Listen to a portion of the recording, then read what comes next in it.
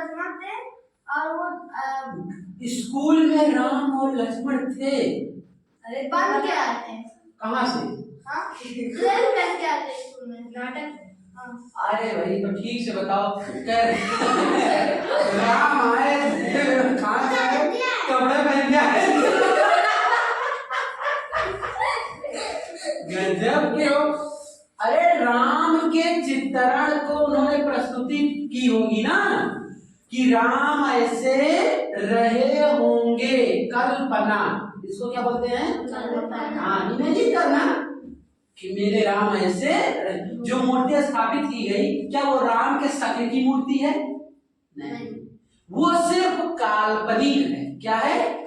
जैसे हम मानते हैं कि हे ऊपर वाले मेरा साथ देना, मैं कभी भी हल उठाऊं ना, तो किसको कहती हो, किससे कहते हो? उस ऊपर वाले से जिसके बनाए हुए सारे ये वनस्पतियां, लोग, जीव जंतु हैं, है कि नहीं? अब ऐसा थोड़ी है कि हम लोग अब मान लो अरविंद गोविल ने उसका किया था, है ना? तो अरुण गोविल ने उसका किरदार निभाया राम का, तो वही भगवान थोड़ी हो गए। नहीं भाई, उन्होंने सिर्फ किरदार निभाया और उतना बढ़िया किरदार कोई निभा भी नहीं पाएगा, इसलिए उनको भगवान की श्रेणी में लोग ऐसा मानते हैं। ठीक है, वो भगवान नहीं है, वो उन्होंने सिर्फ उसको चित्रण किया, एक्टिंग की उसकी। समझ में आया कि नहीं है? और वो रामानंद सागर जी का जो बनाया हुआ रामायण, उसको कोई भी तोड़ उसका है ही नहीं। ना उतना कोई आज तक सीरियस होके बना पाएगा और ना किसी डायरेक्टर में इतनी दम है। मैं सच बता रहा हूँ, पहले जो लोग पोशाक पहन लिए वो लोगों के दिलों में छा गया और पूजा भी उन्हीं की होती है। अब कह दो हनुमान जी की मैं पूजा करता हूँ, नहीं, आप दारा सिंह की पूजा करते हैं। दारा सिंह ने क्या किया था? हनुमान जी का रूप लिया था। हाँ, एक उनमें ये अदा थी कि वो जितने भी कुश्ती लड़े किसी में हारे नहीं, कोई माई का लाल उनको हरा नहीं सका और 1000 कुश्ती लगभग लड़ी होगी। कितनी? और एक भी पहलवान पूरे विश्व का, पूरे भारत की बात नहीं हो रही है, पूरे विश्व का कोई हरा नहीं सका। इसका मतलब उसके ऊपर ईश्वर की क्या थी? कृपा थी। बैठ जाओ, आप पूरी बात बताए बिना तो बैठे। हाँ, और सब लोग ऐसे यू कहते वाले, कोई यू कहती थे लेके यू कहती थे लेके एक डबल बार यू बोल दिया।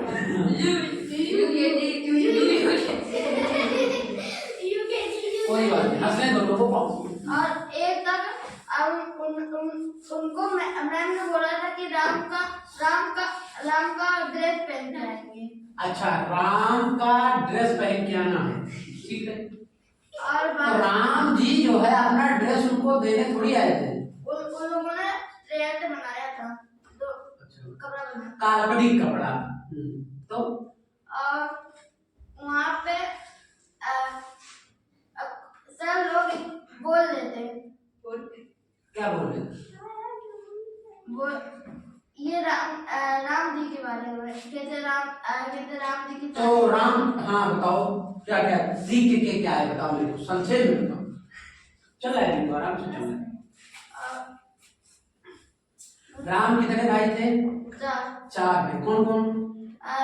राम, लक्ष्मण, भरत और शत्रुघ्न। Very good. तो प्रभु राम, पुरुषोत्तम श्री राम के चरण में आपने अभिनंदन, प्रणाम, गुड मॉर्निंग, सुबह का प्रभात, ये सब आपने किया कुछ कि नहीं किया? जाने नहीं दिए। अच्छा, जाने नहीं दिए। और राजा दशरथ किसके बेटे थे?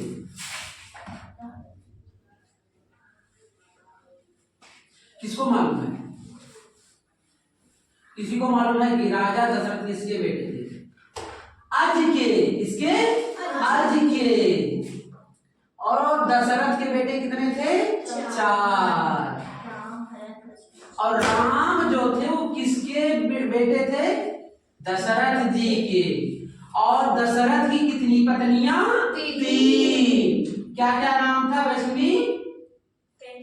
कैकेयी, सुमित्रा, कौशल्या। Very good. कौशल्या, सुमित्रा और कैकेयी। कैकेयी किसका बेटा था? बिल्कुल गलत। किसका बेटा? भरत किसका बेटा? कैकेयी का। कैकेयी किसी का बेटा नहीं था, क्योंकि कैकेयी पहली बार तो स्त्रीलिंग है ना? क्या है? स्त्रीलिंग है। कैकेयी क्या है? स्त्रीलिंग है। और कैकेयी किसका बेटा था, ये तो फिर क्वेश्चन गलत हो गया, है कि नहीं? समझ में आया? तो क्या होना चाहिए? भरत किसके बेटे? कैकेयी। कौशल्या के कौन बेटे थे? कौशल्या के बेटे कौन? प्रभु राम श्री राम। प्रभु राम श्री राम कौन थे? राम जी। कौन थे? और सुमित्रा के? लक्ष्मण और भरत। लक्ष्मण और भाई एक पिटाई हो जाएगी। लक्ष्मण और शत्रुघ्न। भारत तो कैकेयी के थे। यही देख के आए हो। जब आपको चित्रण उनका नहीं याद आया तो आप क्या देखे वहां? राम और लक्ष्मण आए थे। अच्छा बताओ, सीता किसकी पुत्री थी? हाँ? सीता किसकी पुत्री थी? किसी की तो पुत्री नहीं होगी, बताओ बेटा। जनक दुलारी। किसकी? जनक जी की थी। किसकी? जनक जी की थी वो पुत्री। और वो पैदा नहीं हुई, वो भूमि से आई। कहां से? ऐसा माना जाता है, लिखा हुआ है कि हल चला रहे थे राजा जनक, उनके राज्य में बरसात नहीं हो रही थी। किसी ऋषि मुनि ने बताया कि आप हल चलाइए महाराज, तो आपके यहाँ पे वर्षा हो जाएगी, इंद्र जी खुश हो जाएंगे। उन्होंने कहा क्या बात है, मैं प्रजा के लिए हर कार्य कर सकता हूँ। जो राजा अपने प्रजा के लिए हमेशा तात्पर्य रहता है, वो राजा की प्रजा भी सुखी होती है, प्रजातंत्र भी अच्छा चलता है, और राजा को भी कुशल माना जाता है। तो राजा जनक कुछ ऐसे ही उस मिजाज के थे। उन्होंने हल चलाया। अब ये सोच रहे थे मैं राजा हूं, मैं हल क्यों चलाऊं, पानी बरसे चाहे न बरसे, पूरा इलाका सूख जाए। तो उसके साथ साथ जो प्रजा थी वो तो दुखी ही रहती, और उसके बाद भी राजा को क्या अनाज मिल पाता? नहीं मिल पाता, क्योंकि बंजर हो जाती भूमि। क्या हो जाती? उन्होंने चलाया तो फिर सीता जी जो है एक पॉट से निकली, है ना, एक बर्तन में थी, घड़े में, और फिर वो निकला, फिर उसमें से उनका क्या हुआ? जन्म हुआ, है ना। तो वो जिसके यहाँ लोग कहते हैं कि पैदा करने वाला बड़ा नहीं होता, परवरिश करने वाला बड़ा होता है। कौन होता है? पैदा करने वाला बड़ा नहीं होता। कौन बड़ा होता है? परवरिश करने वाला। और परवरिश जिसने की, पुत्री उन्हीं की कहलाई। किसकी? राजा जनक की। एक जनक दुलारी, है ना, जनक दुलारी। वो कभी कांटों में नहीं चली, कभी उन्होंने दुख नहीं सही, लेकिन जब उनकी शादी हुई उसके बाद उन्होंने कभी सुख नहीं सही। सुख मिला ही नहीं, क्योंकि उनकी जिंदगी ही इसीलिए बनाई गई है कि लोग उनसे ओत प्रोत हो। लोग ये समझ सके कि जब भगवान को सुख नहीं मिल पाया इस जहां में आके, तो इंसान क्या चीज है? इंसान क्या चीज? तो सिंपल सा लॉजिक। क्यों? सही है नहीं? तो हमें उनसे सीखना चाहिए कि उन्होंने कितने कष्ट सहे। हम लोग छोटे से वक्त में घबरा जाते हैं, अरे मैं मर जाऊंगी, मैं उतर जाऊंगा, मैं कूद पड़ूंगा, मैं गिर जाऊंगा, ऐसा लोग दिमाग में आने लगता है। और सोचो राम भगवान जैसा अगर होता, कोई 14 साल के लाखों कहे कोई जेल जा रहे, रो रो के घर वालों है कि नहीं, और वो 14 साल अपने माँ और पिता के कथनानुसार निकल गए, है कि नहीं। हम लोग 14 दिन के लिए बाहर जाते हैं तो है भैया खाना वाना ठीक से खाओ, नहीं तो बड़ी दिक्कत हो जाएगी। अरे बाबा तुम दोबाराए, बहुत दोबाराए, कब से तुम नहीं खा रहे? अरे कब से नहीं खा रहे हैं, क्या मतलब है? आजकल तो गाड़ियां घोड़ा है, पहले तो सब पूरा जंगल था, पैदल ही जाना था, कोई गाड़ी घोड़ा बैठ के नहीं जाना, पैदल जाना है। अयोध्या से बताओ श्रीलंका तक पहुंच गए हनुमान और राम और लक्ष्मण और सीता, हैं पैदल। अब आप सोच लो, पहले गए मध्य प्रदेश से सीधा तमिलनाडु, और तमिलनाडु से सीधा विदेश। अब ये नहीं कर सकता कोई कि भगवान विदेश नहीं गए थे, भगवान भी विदेश गए थे विदाउट वीजा। उनका वीजा बनाने वाला कोई पैदा नहीं हुआ, उनका वीजा ऑलरेडी है। हमारे अंदर है भगवान, आपके अंदर है, इनके अंदर है, पूरे जहां में विद्यमान है। तो जो भी जाएगा विदेश उसके साथ ही तो जाएंगे, उनका वीजा नहीं पड़ेगा, नहीं पड़ेगा। आप जो खाओगे उसी में से वो भी खा लेते हैं, भोग लगाते हैं ना, कि पहले भगवान के नाम से हम क्या करते हैं, भोग अर्पित करते हैं कि भगवान के नाम से निकाल दो। दादी क्या करती हैं, पहले घर में खाना बनता है, भगवान का भोग पहले लगवा दो, फिर उसके बाद आप लोग खाना। समझ में आया? तो भगवान का जो भोग लगाते हैं, वो भगवान को जो भोग लगाते हैं वही हमारा प्रसाद है, और उस प्रसाद को जब हम अपने घर में वितरित करते हैं तो भोजन नहीं रहता बल्कि वो प्रसाद हो जाता, और भगवान उसके घर में बढ़ोतरी करते रहते हैं। अब आप बता दो कि दादी के घर में किस चीज की कमी है, कोई बताए किस चीज की कमी है? और जब तक दादी है तब तक इस परिवार में कोई दखलंदाजी, कोई परेशानी नहीं होगी।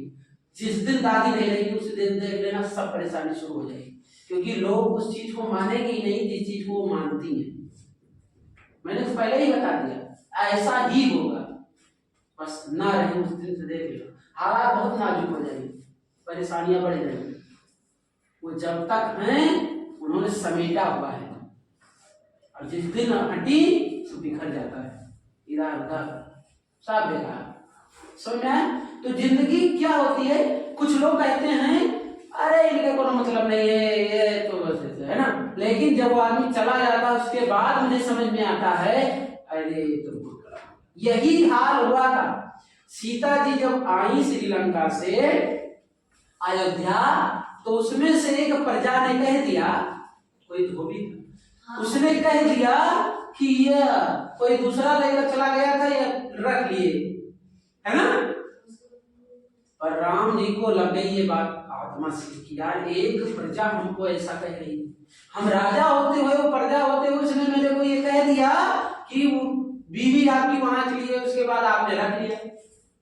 उन्होंने तत्पश्चात उनका त्याग कर दिया। क्या कर दिया?